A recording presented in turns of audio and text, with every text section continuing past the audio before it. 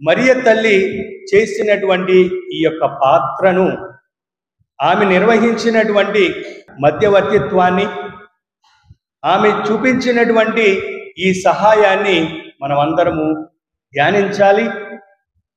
ఈ మరియ తల్లి చేసినటువంటి ఈ యొక్క మంచి కార్యాన్ని మన జీవితంలో కూడా అలవర్చుకుని, ఎవరైతే కష్టంలో ఉంటారో, బాధలో ఉంటారో వారికి సహాయంగా ఉండాలనేటువంటి ఆ యొక్క గుణాన్ని, లక్షణాలను, 6 ముఖ్యమైనటువంటి లక్షణాలను ఈరోజు ప్రత్యేకంగా మరియ తల్లి నుండి మనం నేర్చుకుందాం. Praise the lord, praise the lord.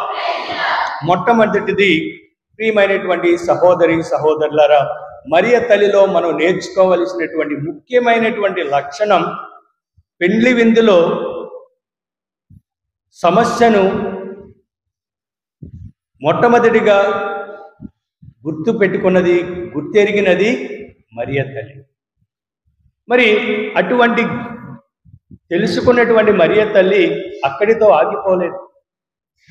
ఈ యొక్క సమస్య నా యొక్క సమస్య, ఈ యొక్క అవమానము నా వ్యక్తిగతమైనటువంటి అవమానం, ఈ యొక్క బాధ ఇది నా యొక్క బాధ అని వ్యక్తిగతమైనటువంటి సమస్యగా తీసుకుని, ఆ సమస్యను ఏ విధంగా నెరవేర్చాలి, ఆ సమస్యను వారి నుండి ఏ విధంగా బయటపడాలి అనేటువంటి ఆలోచన చూడండి.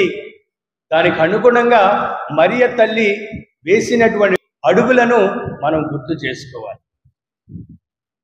మరియ తల్లిలో ఉన్నటువంటి గొప్ప సుగుణము, ఆపదలో ఉన్నటువంటి వారికి సహాయం చేయడం.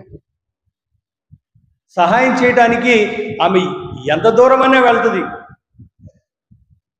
ఆమె తన బిడ్డల కోసం ఏదైనా చేయగలిగినటువంటి గొప్ప తల్లి అని ఈరోజు మొట్టమొదటిగా మనం నేర్చుకోవాలి.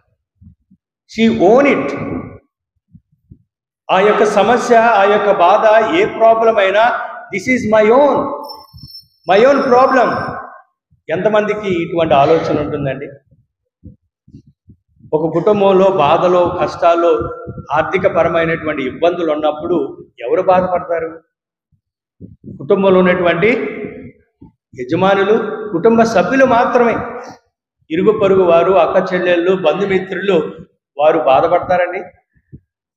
ఇది నా యొక్క బాధ, ఇది నా యొక్క సమస్య, ఇది నా యొక్క అవసరము అని ఎవరైనా ఆలోచిస్తారా? ఆలోచించు. ఆమె చూపించినటువంటి విధానాన్ని మనం అలవర్చుకోవాలి.